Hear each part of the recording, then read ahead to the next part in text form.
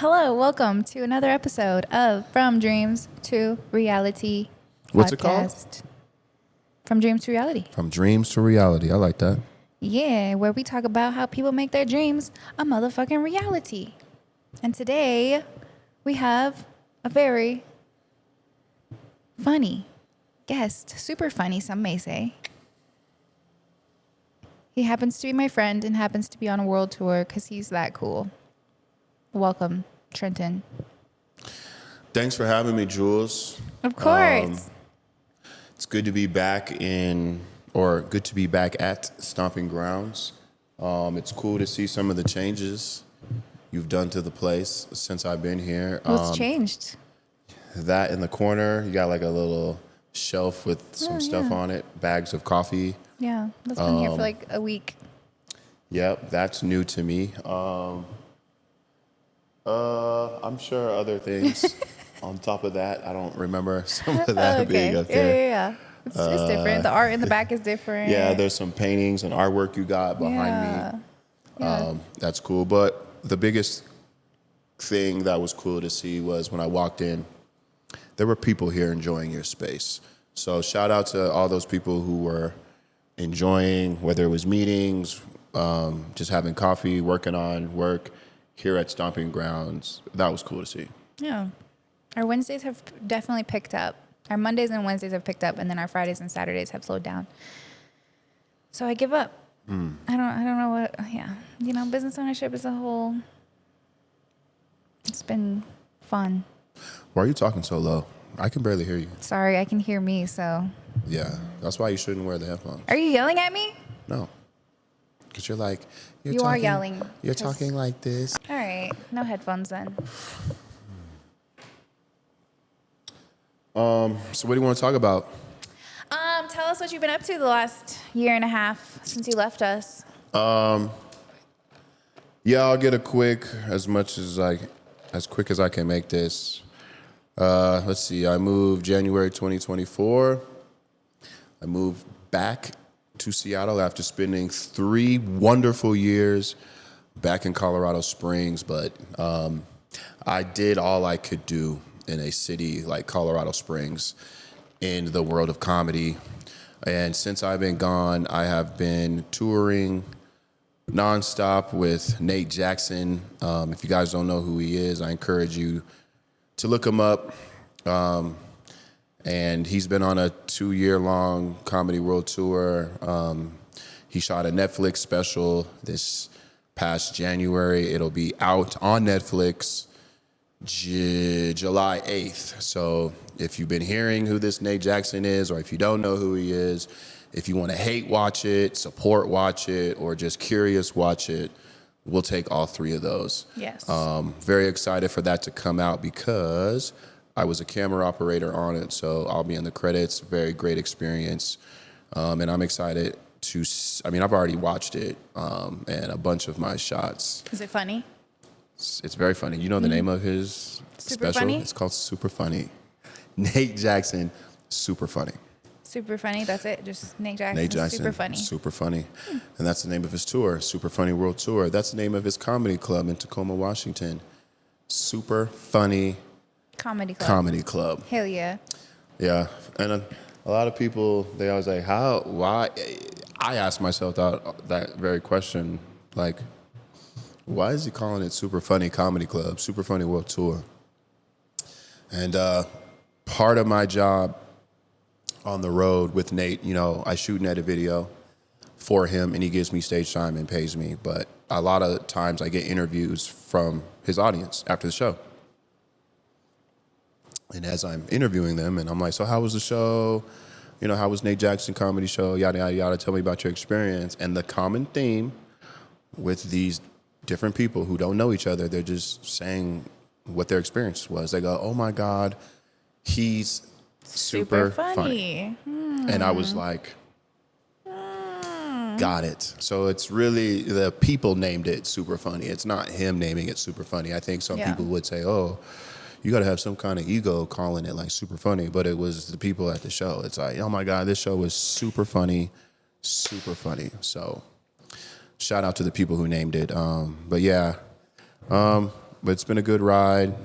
We did a 3-week-long Europe tour in Europe in February. That was a great experience. Went all over. Sofia, Bulgaria, Scotland, Paris, Norway, Barcelona, Athens, Berlin, Scotland, Sweden. Yeah, that's crazy. Just everywhere. Just everywhere. Nothing Literally crazy. like all 100 cities. Yep. And then for some reason, I decided to come to Colorado Springs this week after a weekend in Miami. And I leave tomorrow to meet back up with Nate in Raleigh, North Carolina. We're doing the Raleigh Improv this week, which is the last weekend of May. I don't know when this is going to come out. But yeah, that's pretty much it. Just comedy and editing, a lot of editing. Yeah, that's it. Yeah. I think to speak to like the from dreams to reality path that you've been on, I always think it's cool because, you know, I got to see that behind the scenes before you got this opportunity to go on tour and all of that. And yeah, you're always moving different. Always moving different. So it's not surprising that you have made this your reality. And yeah, so when your friends get on your nerves because they're so locked in on their goals, just know they're going to do something. So Trenton was that guy. Yeah. Yeah, you got to be annoying about it. Like, and that's... Annoying to who, though? Like, I understood, but it was also like, just one night, let's go do something. No, comedy. Like, okay. Yeah. I don't know. You definitely have to create boundaries, but also you have to leave room. I think I was telling you this in the car yesterday, like, which is why I'm here in Colorado. Because, you know, the older you get, the faster it gets. And then the older you get, I feel like some of your relationships that you had in your 20s, 30s, like they start to wear a little bit and your circle grows smaller and smaller. So you do still need a support of people. So you do got to like keep your bond strong with the people you care about. So as you're chasing your goals and dreams, you are allowed to be selfish as long as your selfishness isn't physically or mentally like affecting other people. Well, mentally is like but physically harming other people, you're fine. But you do want to leave time to, you know, don't forget about them. You know, you have to remind those people that you still care and whatnot. Yeah. And those people who have friends that are ambitious and chasing goals, you should be understanding and supportive. Like, I don't like it when, you know, and it does happen sometimes, like, oh, why are you like, you know, don't be that person, you know.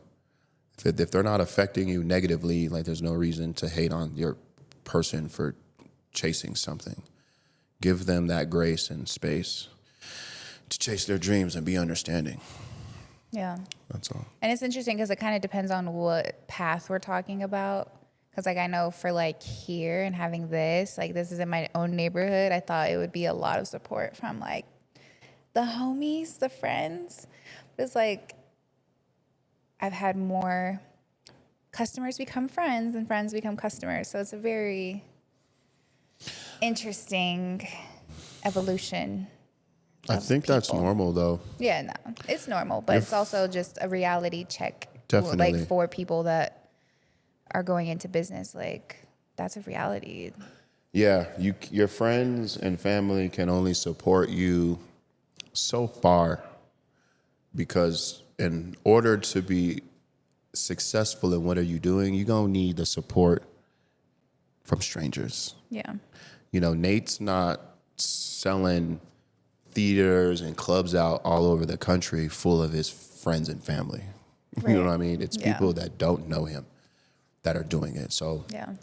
it's a transition, you know. And I had that epiphany just last night because I think I was telling you I was kind of getting in my feelings because some of my comedy peers here in the great city of Colorado Springs that I used to look up to and aspire to when I first started stand up, you know, and then moving to Seattle, I would see them post clips, show flyers for upcoming shows and shows that they're producing. And I would always like and heart their stuff like, wow, I see you guys are working. But they just stopped. They don't do that for me. They stopped showing the love for me. And, you know, I was just confused, like, you know, where I thought we were, you know, when we had conversations in person, it was love and respect. But I guess it only goes so far, whether it's politics in the scene out here or whatever the perception that I guess I had out here, or not the perception, but the, what do they call that? Your reputation. Yeah, my reputation out here, and they couldn't or didn't want to be associated with that, and they can't do it publicly. And I was feeling a certain way, but now I'm to the point where I'm like, oh, that's just a natural progression, like to this next thing that I'm going for. Like, you guys, that's just a natural. So all I ask is that just stay there. That's all. Just stay there. But I appreciate, and if I see you guys in person, it's always love. But, you know, just stay there. Way over there. Way over there. Way over there. What do you say is your next progression? Content creation. Going on tour with somebody like Nate Jackson, who sells out venues all across the world. It's a realization of the reason why he's doing that is because he was posting content on apps. His content was roasting people at his shows. So, and that's the reason why he's where he's at. And in stand-up comedy in today's world, like, it's not like it was in the early 2000s where you had to wait for somebody to tap you on your shoulder and say, you're ready, you're in, you know. No, now you can create your own lane by content creation. So I think I spent this last year figuring out what that is, and now I know what that is. Now I need to find time. I'm going to have a conversation with ChatGPT soon to figure out my schedule and to find the time to do it. But I think I found it. So now I need to put my head down and start putting content out, which brings me to what I really want to talk about. Because one of the videos, some of the content I want to create is, I want to give like recaps on things, whether it's music, videos, whatever. And I thought this was funny because a few weeks ago, almost 2 months ago, there was a popular movie that came out called Sinners, starring Michael B. Jordan, directed by Ryan Coogler, who's, you know, a promising, hot director, black director. You know, he got his foot in the door by directing this movie called Fruitville Station, starring Michael B. Jordan. Great movie. If you haven't watched that, go watch it. That got his foot in the door. And then he directed Black Panther. He directed the Creed movies. And he did Sinners. And I watched it by myself. I watched it the Sunday or Monday of opening weekend, after opening weekend. I watched it by myself too. Yeah. Shout out to I'm about watching to go movies by again. yourself. Yeah, Ain't nothing wrong with that. That's the should be a best. thing. I love watching movies by And that was my myself. first time getting delivery to my seat. And like I Oh, walked yeah. in and my shit was already sitting on my seat. And I was like, treat Movie myself, bruh. There's nothing. Treat myself. We got to support these movies, y'all. Go watch movies in the movie theater. Straight up, man. Yes. Anyway, so after I watched the movie, great movie. I mean, it was a good movie, man. Michael B. Jordan played, you know, his twin brother, and, you know, it was great. They were like different. They were different characters. I was fun to see. They had a bunch of other great actors in it. It was a great story. And then, you know, vampire movie. I was excited about this movie since they announced the production of it. After the movie, I thought to myself, wow, this movie reminds me of a movie that I once saw. So I have my TikTok up, and it's a 15-second long video that I shot, and this is what it was.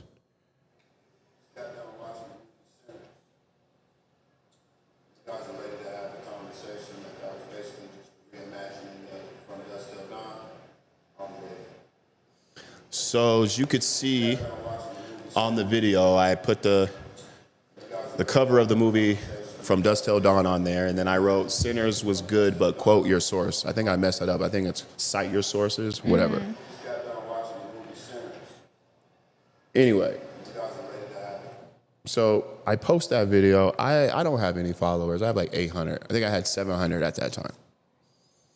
I wake up and I have like 12,000 views on it and all these angry black people in my comments saying how, and every once in a while, and this is what's funny about the internet.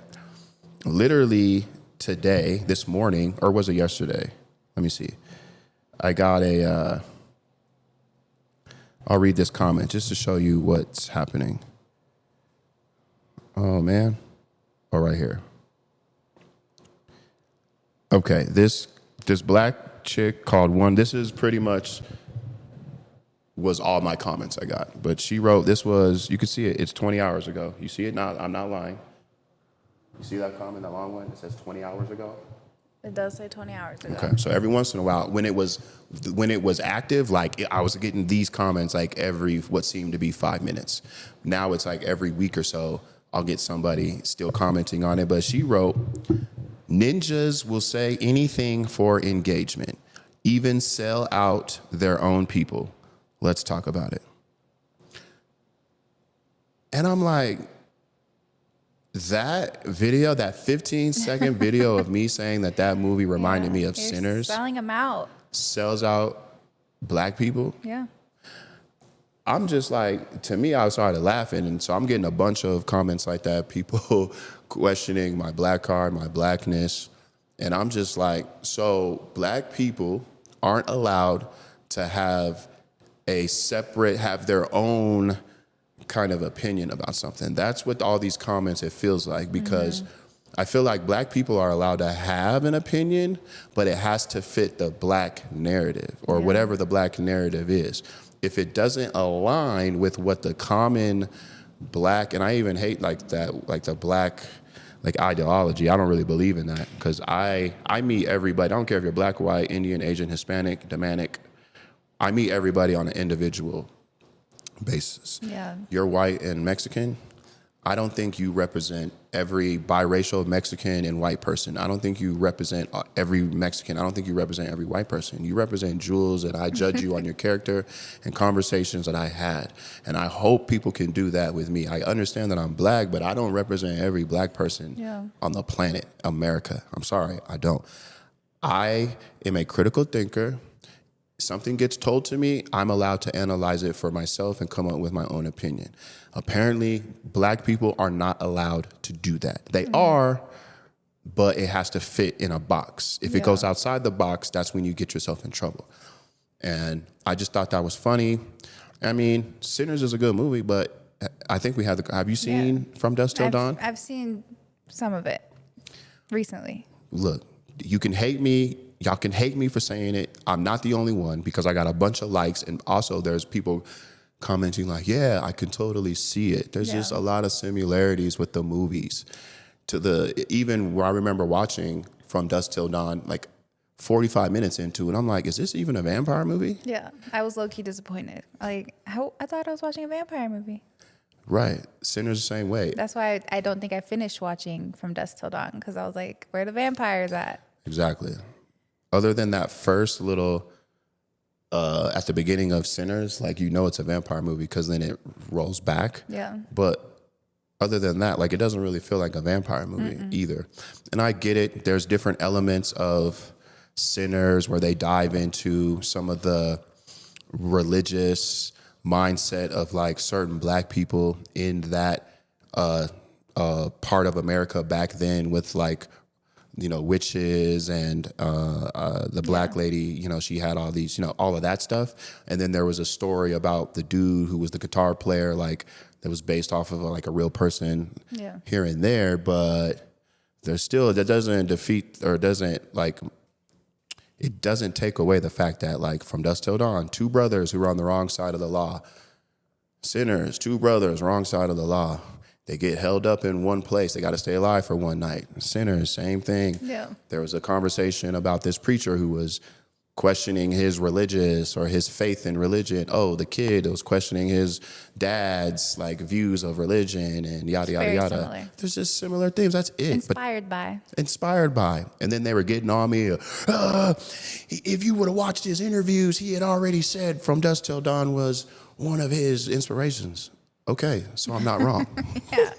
Like I didn't want to watch the interviews before I saw the movie. Sorry, we don't consume all that all day. I did not watch any reviews. I didn't watch any interviews. I went in there with Trenton's opinion and a fresh mind, which is rare nowadays.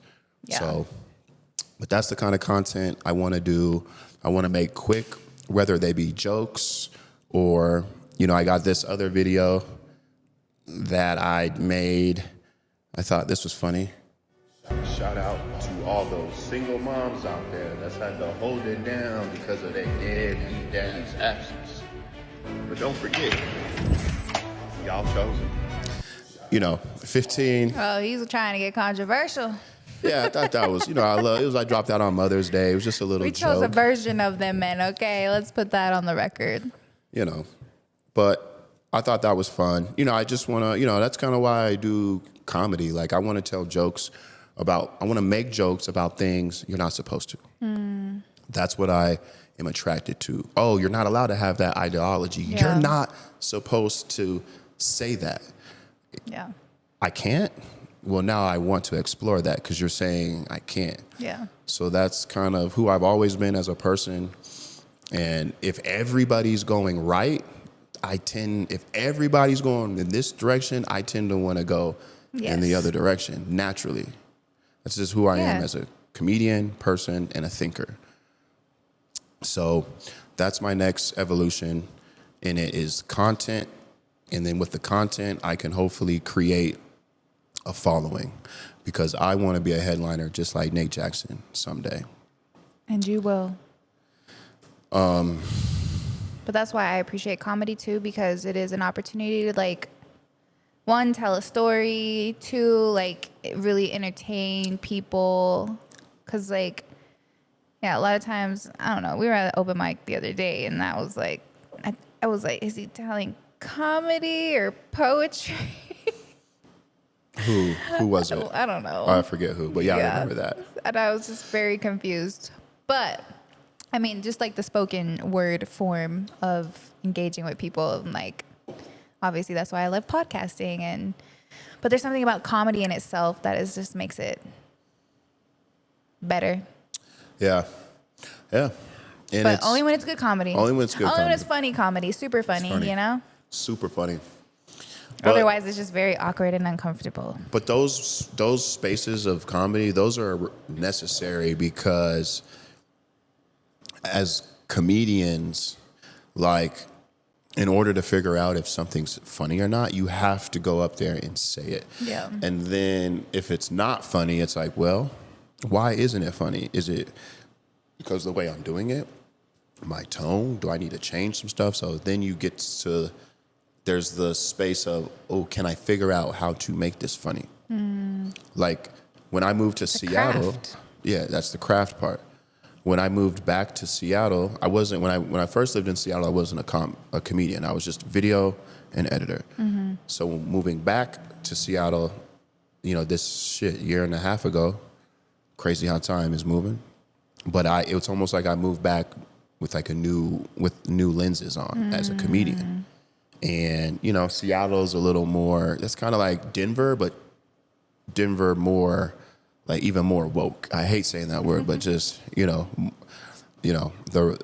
so being up there, people, it's no, you're not allowed to make a joke. Be careful about making gay jokes, if you're not gay. And I was like, what? Yeah, I'm not gay, but just because I'm not gay, I can't, what does that mean? I get it, but even offend, I'm not trying to offend anybody, but I want to make people laugh. But to say, if you're not gay, you can't have any jokes around gay. So I'm okay, what if? That's a real feeling though. But here's so gay people shouldn't be talking about straight things. You know what I mean? Where does it stop? Well, it's funny because you say that and you're talking about everybody in the comments whatever. I'm not qualified to have an opinion on what black people say black people can do. That's not true. That's your opinion. Then again, that's my opinion. That's people can't. It's messy. It's messy. I don't do that. I'm not in the business of telling people you can't speak on black women. Kendrick said white people aren't allowed to talk about black women.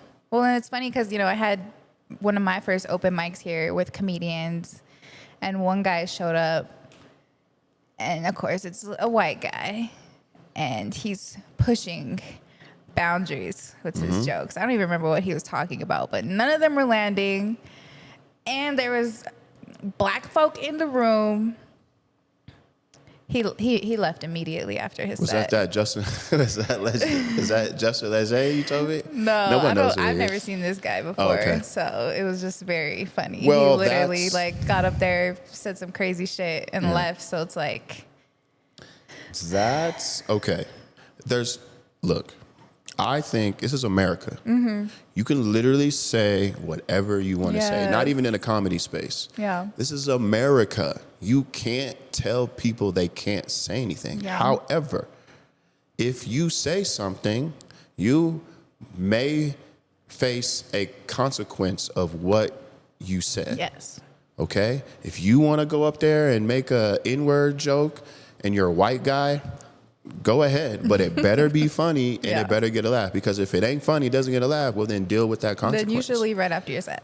Yeah, but I'm not going to tell anybody they can't say it. Well, it's just tricky now as a business owner because I'm like looking at the audience like, are they going to come for me now? Because I let this guy get on stage. You didn't know what he was going to say. I didn't know what he was going to say. I And didn't if know he was smart going to people, say that. So. again, this is where I'm at. Blame the individual. Everybody, quit blaming the. I hate. Oh, you know how black people are. Yeah, no, I know all kinds of black people. You know how Mexicans are. I know all kind of Mexicans. I'm in 2025 and moving forward. I'm judging everybody on an individual basis. I don't play that blanket stuff anymore. Your own character, man. I can't. That's where I'm at. Because everybody's so different, and that's what it all comes down to too. It's like, I may look a certain way, but I was raised a certain way too. Right. So it's like you passing judgment, and the whole time, who knows? But I don't. Yeah, I'm not. I used to be afraid of that, like being myself and being judged, but I thrive in that now. I don't care. Oh, I make fun. Like I'm just ready now. Oh, he has gay jokes now, y'all. Yeah, I got gay jokes now. And it kills. It in full clubs, theaters across the country. Maybe not an open mic in Colorado Springs in front of mostly comics, but in front of audiences, it kills. And that just goes back to what I was saying. I get challenged. I was challenged. Oh, I can't make gay jokes because I'm not gay? Okay, watch this. I'm going to figure it out. And it took me some time to figure it out, but I figured out how to do it where by the end of it, if you're a gay person, you should be smart enough to be like, this really wasn't a joke of like, like a hate joke. Like homophobic jokes? Yeah. No. Not at all. I'm just using the word gay in my joke. It's just a word. But yeah, I just think I like to point stuff out that's funny to me. You know, one thing that's funny to me right now is this conversation around Angel Reese and Caitlin Clark. You know, those two individual players, for different reasons, are putting a necessary spotlight on women's basketball in America, which, you know, I had a daughter who was trying to play basketball. I worked for the University of Washington during Kelsey Plum's rise. Do you know who Kelsey Plum is? No. This is great, guys, because Jules is technically a woman, and she I was playing. Technically? Fuck off. Fuck it. She's a girl. I identify as a woman. She identifies as a woman. She, her. And even women still don't know a lot about sports. Because I don't care. Because she doesn't care, which is okay. See, I'm placing that. But I will go to a women's basketball game, I can tell you that much. Oh, to watch? Or but they don't have one in Denver, so, you know. Yeah, to watch. I don't know. To watch. Look, you ever been to these WNBA games sitting courtside? Yeesh. You want to talk about? No, I want to go. That's what I'm saying. Anyway. Kelsey Plum's a very popular player in the league right now.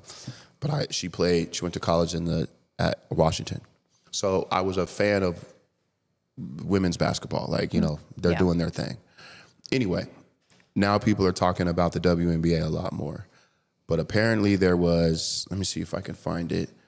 A few weeks ago, there was a hard foul that Caitlin Clark did against Angel Reese.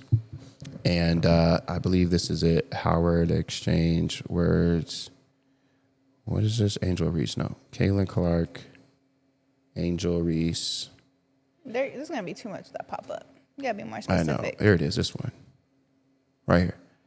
So, of course, it's going to play a damn ad. But anyway, in this play, people were saying, so Angel Reese fouls one of Caitlin Clark's teammates, and then Caitlin Clark hard fouls Angel Reese back. That's normal basketball, okay? That's what the men do, so that's what the ladies are doing too. It's no different. But I thought it was funny because in the Instagram, Twitter sphere, for whatever reason, it turned racial. There's these popular people, guys who speak on sports. One, this dude named Robert Griffin, who's dating a white woman, and this other dude named Ryan Clark, who has a very popular podcast called The Pivot, called out RG3 because RG3 was mimicking Angel Reese, kind of doing his black woman mannerisms, and his white wife is sitting directly behind him, kind of like doing the same thing, which black women, white women, like white woman that's like a black woman's like nemesis, arch nemesis, right? Yes. So that's just, they don't mix. Well, I don't want to say they don't mix, but like that's just like a unspoken like theme, right? Yeah. So that angered a lot of people, and Ryan Clark called out RG3 about it, and then RG3 clapped back. And then one day, a couple days later, I woke up, and I guess people were calling out Ryan Clark like, well, hold on, you telling RG3 he can't speak about black women because he ain't dating a black woman, but yo ass, your first kid, you got with a white girl and you got a biracial daughter. And then Ryan Clark had to make a whole post about his biracial daughter who graduated college recently. Too much. And I'm like, this is too much. How did this start with basketball, a sport, and it led to somebody having to make this whole post, bringing his biracial daughter into this, and he's like, I stand strong by it. I'm just like, I want to make a joke about it because I think it's funny. I'm like, see, America's not ready for the WNBA to be popular because we are unable to separate. We can't see things as just this. It has to mean this. No, it's a racial thing. And I'm just like, dog, I can't do it. So this is the play that this is, look, they'll see it. So look, let me back it up. Let's watch it real time. So, okay, here it is. So this is Angel Reese. Did you see that? She pushed, and then she comes in, bam, pushed her back. Now they're going to slow it down and see how it gets a little more excited here. Oh, let me unmute this.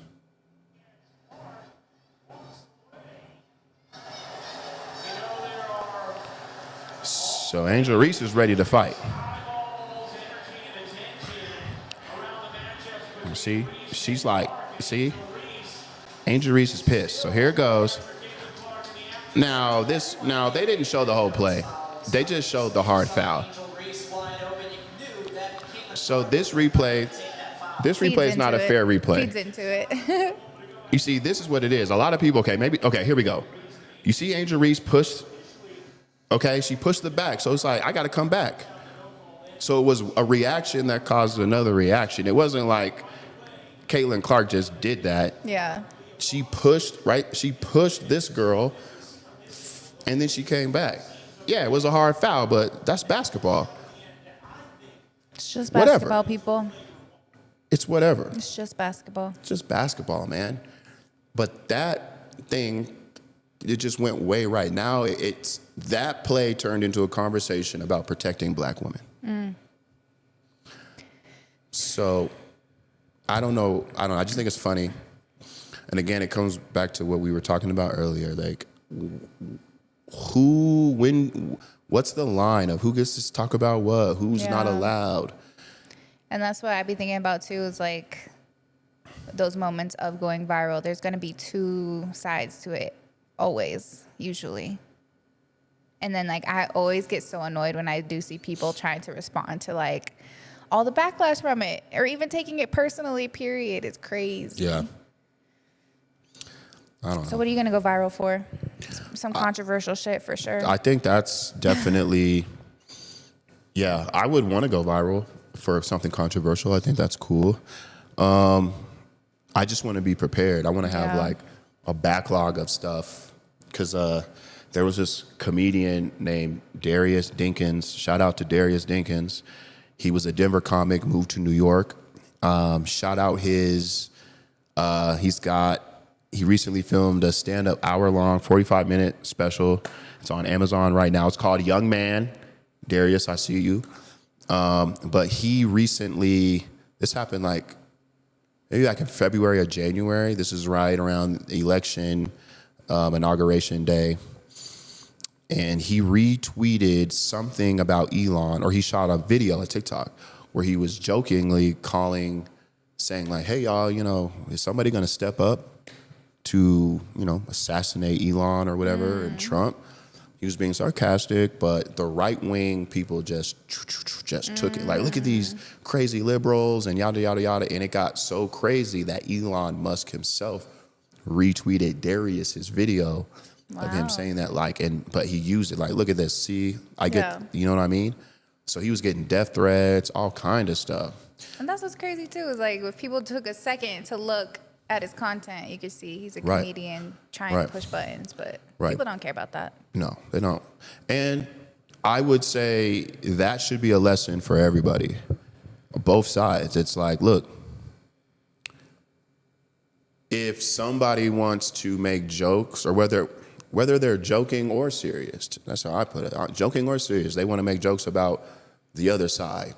The left is this, or we should do more, the liberals, well then, hey, let them, don't jump on that person the same way they jumped on my boy Darius, who was kidding around, man. We got to get to a place where if that bothers you or just offends you, just do this. Swipe up. Wow, it's so easy. Mute. Block. Yeah. Don't even waste energy putting a hateful comment to let them know how No. Why give that energy? That's what I do. If I see something that's like, that's ridiculous, it's gone. I'm not gonna address it. I don't need We to. all know you block everybody. I block people. I block. Boy, blocking. Block everybody. Low key, man. That's Hey, therapeutic. protect your peace. Protect the peace, man. Just block. Got to. I don't get it. Yeah, especially like I haven't been using Facebook all year, and I feel like so much better about life. Personally, you don't use it, Personally. but you use it for the shop, right? Yeah, when I post on Instagram and can Oh, got you. But yeah. Yeah, but otherwise, I don't scroll Facebook at all. I scroll on everything. I think that's very smart to give yourself limits with social media, but because of the game I'm in and the game I'm playing, I'm in. I'm all in, but I'm disciplined because there's things I see all Show the me your time. screen time then. Oh, my screen time is crazy. So how are you disciplined? No, I'm saying like disciplined in the sense of things affecting me. Gotcha. Like I ain't Not got time for affected by that. that I ain't got bullshit. time for that. I ain't got That's time why for that. the algorithm change has been nice. Yeah. And that's also why I'm not on Twitter anymore either. Twitter and Facebook are the two. Are like, You know what's crazy? if I want to get triggered, I'm gonna go on those apps. Yeah, I'm not on Twitter anymore either, and that was tough for me to give that up. Not on Twitter. I gave it up when I went to Threads? Europe. I was like, because it was around the time Trump was getting ready to get in, and people were already heating up, and I'm like, here we go again. It's just 2016 all over again, and I'm like, I'm not doing it that way. I did that with everybody. I was mad at Trump for 4 years. Yeah. Impeach him. Oh my God, did you see what Trump did? What did that do? Did that Yeah. get him out of office sooner? No. Did that prevent him from passing stuff he wanted to pass? No. No. Nothing happened. He did his 4, and then even when he didn't want to leave, he still left, but he didn't do it the way everybody wanted him to, but he left. But nothing, he did his 4. Yeah. Same thing is going to happen. So I'm like, I'm not doing that. So I decided to log off of Twitter, and I didn't want to know what was going on. And it was so great. And I was only posting. stuff on Instagram. I wasn't looking at a lot of people's stuff.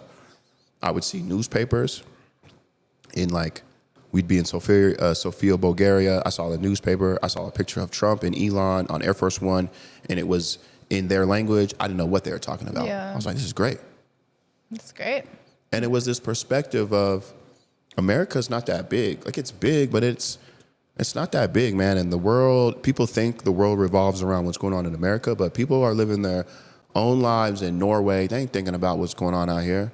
People are living lives in Sofia, Bulgaria. They got their own stresses, their own internal battles with their friends, family, you know, Barcelona, Athens, you know. And that can be true for all of us, but we're all so consumed by like national news and things happening all over the world.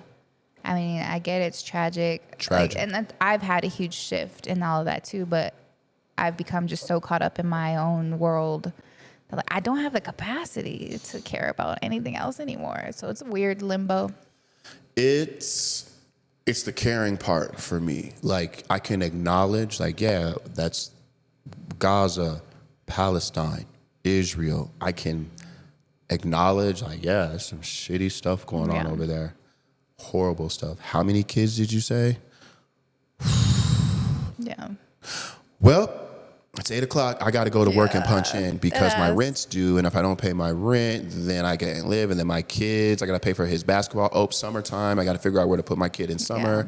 Oh, my mom's having a surgery. Like, oh, my sister is dealing with this. Oh, my cousin just committed suicide, which is true. I didn't really talk about that. But I'm just saying, it's like, yes, but like, I got my own internal. And then my stresses with, as glamorous as Nate Jackson's world tour is, and I tell a lot of comedians who are envious and jealous, I'm not just doing comedy, y'all. My deal's not just comedy with Nate. It's a full-time. I'm doing a lot. It's a full-time. I got, you know. You don't get paid overtime. Gary Owens calling me about stuff. I got this producer that's connected to Nate. He's trying to shoot a TV show at his club, calling me about stuff. I got emails from the people working for this touring company called Outback. We're doing Raleigh Improv Thursday to Saturday. When we're doing a theater in Charlotte, I have a lot of responsibilities on the road.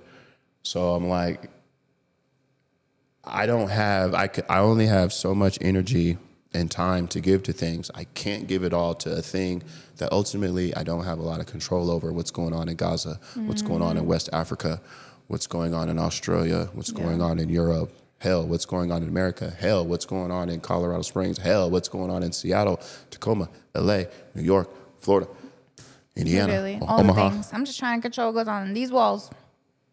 Which are good walls, by the way. Got some good walls in here, Jules. You're doing a good job. Thank you. Damn, I would love to spend, I definitely wanted to talk about, because I think it's funny. To me, I know a lot of people. Is it super funny? Ooh, probably not super funny. Oh, damn. It's just regular funny. Medium funny? But I recently, Nate Jackson owns a comedy club in Tacoma, Washington, okay? He's originally from Lacey, Washington. Okay. Lacey, Washington is in between Tacoma and Olympia, which is the capital of Washington, which is, Olympia is maybe an hour and 30 minutes, 2 hours south of Seattle. Okay. Lacey's like 30 minutes north of Olympia, and then you get into Tacoma.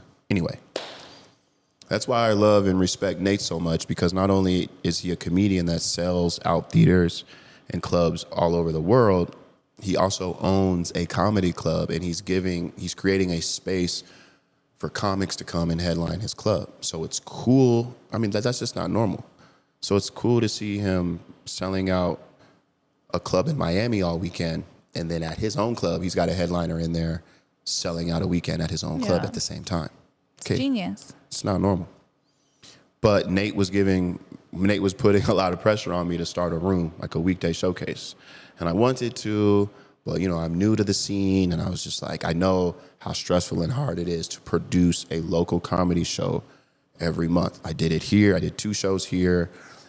I just know how stressful it is. So I was like, all right, in his location. On top of a world tour. Huh? On top of a world tour. Right, on top of all the responsibilities I have with touring with Nate on his world tour. So I thought to myself, wait a second. I'm on tour with Nate. One of the things Nate is known for is crowd work. He's known for people love watching him roast people in the audience. And a lot of those roasting stuff is like, you look like this, you look like that. And I'm just sitting here like, man, it would be just, why wouldn't the king of crowd work, the comedian who's known for roasting people, not have some kind of roasting show at his club? And it made me think of a very, well, used to be a popular show here in Colorado Springs because it's currently not happening. But it used to go down at this comedy club that I'm not afraid to say their name, Loonies, even though they don't fuck with me. I've never done anything at their club outside of an open mic or a 5-minute set at this show called The Habitual Offenders, which was a weekly showcase. I've never hosted for a comedian out there. I've never done the You Look Like roast battle at Loonies for whatever reason. We know why. Well, no one watching this knows why. But the comics in the scene, they know why. I was not liked. They did not like me. They would all have some harsh roasts for you. Yeah, as me, them. But I've been to a few of them, and it was by far the best local show in Colorado Springs. Hands down. I don't care what anybody says. That Loonies, that You Look Like roast battle was the best show, weekly, the best local showcase show. Yeah. I had a good time there. Right? Very fun to watch. Lots of laughs. Lots of laughs.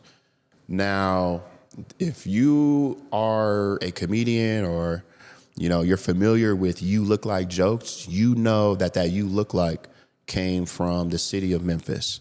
There's shout out to my man, Charlie McMullen. He's one of those comics that don't fuck with me. I love Charlie McMullen. He's a local out here in the Springs. He came from Memphis. Very good artist, hand draws a lot of flyers out here. But I know he had his hand in the You Look Like Memphis show that they were trying. I think they had a pitch for it for Comedy Central. Like Kevin Hart was involved in it from his LOL network. And they filmed a pilot for it. And then Charlie, McMullen, he brought it out. And then this other local comic started producing it at Loonies, and then he just took it and ran with it. But I've seen the You Look Like, they got their own logo, You Look Like. They do it in Memphis. I've seen it in Atlanta. I've seen it in Houston. I've seen it in Louisiana. I've seen it in Florida. So I think the You Look Like name, I looked into it, it wasn't copyrighted, because you can't copyright like the art form of doing like You Look Like jokes on a stage, just like you can't copyright crowd work. You can't copyright that, but certainly somebody can copyright the name You Look Like. You know what I mean? Mm-hmm. But I checked. There's no current copyright on You Look Right. You Look Like. Maybe I should do it, but I'm not. I don't care. Something. So I wanted to do it, but I knew I was going to receive some kind of backlash from either the local scene here who don't know the history of it coming from Memphis, or even the Memphis people themselves when they see it. Because it's, if I attach it to Nate Jackson's club, his special's coming out on Netflix soon. He's going to be in The Office. That's what I'm banking on, that Nate's name can bring more attention to the You Look Like roast at Super Funny Comedy Club. But I was just like, okay, you know what? Let me reach out to the other host who I'm cool with, who hosted that show at Loonies. I asked him, I told him, hey man, I'm thinking about doing a You Look Like. I know y'all kind of adapted it from Memphis. What kind of issues did y'all run into?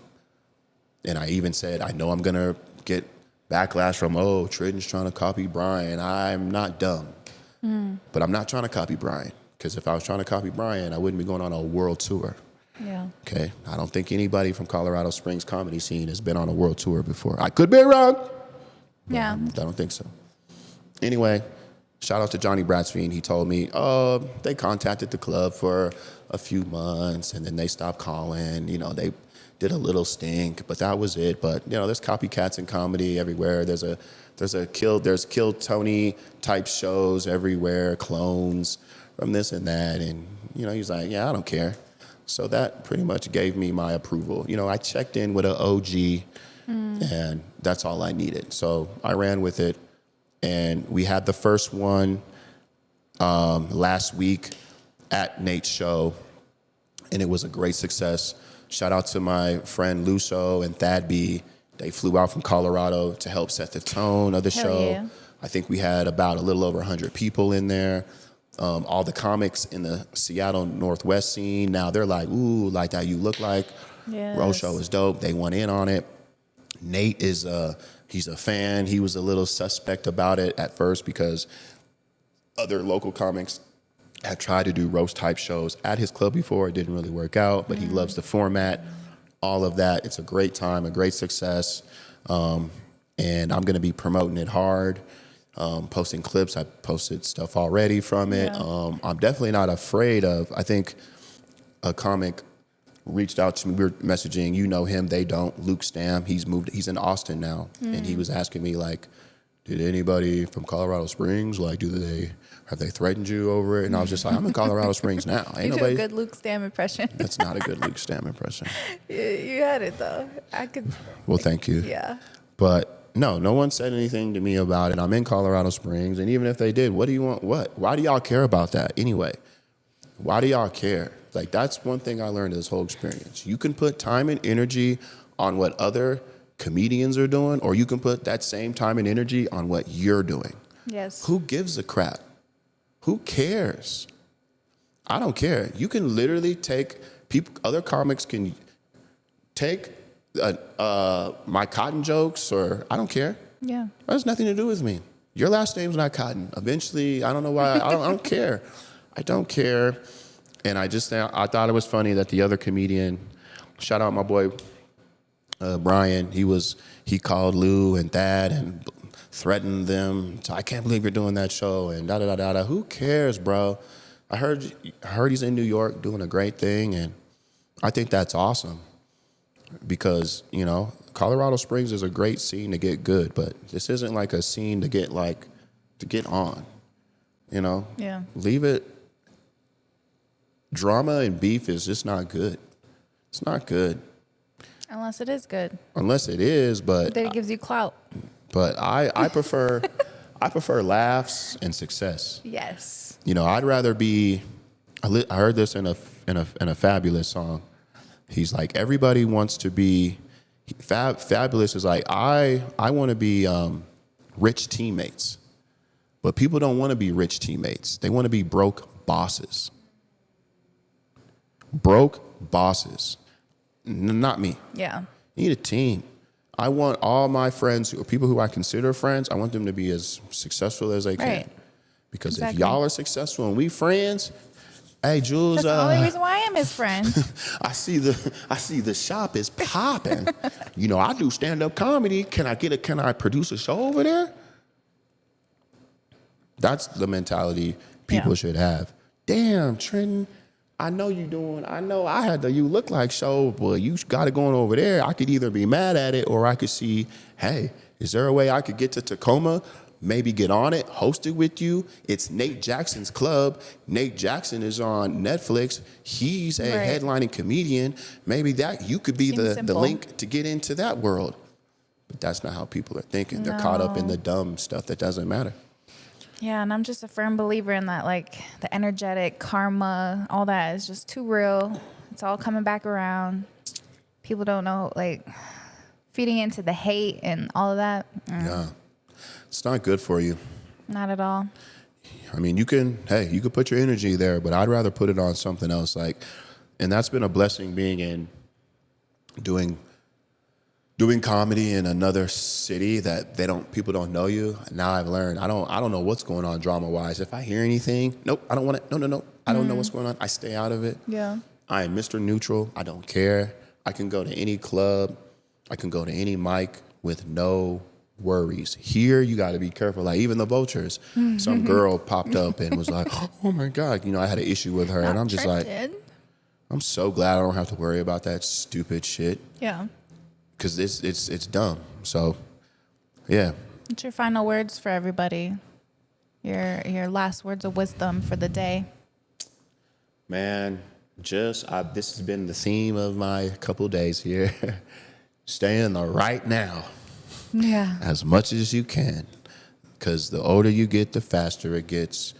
You can dwell on the past as much as you want. You can get angry as much as you want. You can dwell on the future. Have a plan, know your goals, but stay in the right now. What do I have to do today, right get now, there. to make all that shit happen? Or the one step. I definitely wanted to be on a stage in front of thousands of people. But if I kept staying in lollygagging land, like, you know, to manifest stuff, you can't just sit on a couch and be just trying to, let me manifest like, it, let me I'm manifest gonna be it, a let me manifest it. comedian. You can't do that. You got to put boots on the ground, action. Stay in the right now as much as you can and protect your peace and happiness, whether that's from family members, friends, co-workers. Sometimes you got to keep people at bay. You have to create boundaries. And it's okay. I just had a situation today with a family member at your coffee shop, and they didn't get it. Why I have to create this boundary, and they try to put it like, well, no, you need to fix it. No, I do not. You don't have all the information. I've created my boundary. I let that person know what that boundary is, and they are unwilling to come. Yeah. I got my own kids. I got my own stuff I got to make sure that I stay on top of. Yeah. So my relationship with my own doesn't turn into that. So that's it. Stay in the right now. Protect your happiness. And, follow Stomping Grounds. Make sure you guys, if you are in Colorado Springs, make sure you're supporting this coffee shop. You can support my comedy journey I'm at Trenton Cotten Comedy on Instagram. That's my biggest one. Please follow that one. I am on TikTok. It's just Trenton Cotten. That's Cotton, Cotten. That's all I got to say about that.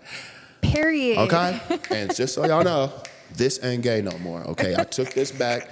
Straight people can use this. So I took this from gay people. So if y'all are mad about me taking this snap, I don't care. See my icons later. Yeah, you need to watch more of my comedy and you would get this. But this movement is no longer gay. Goodbye.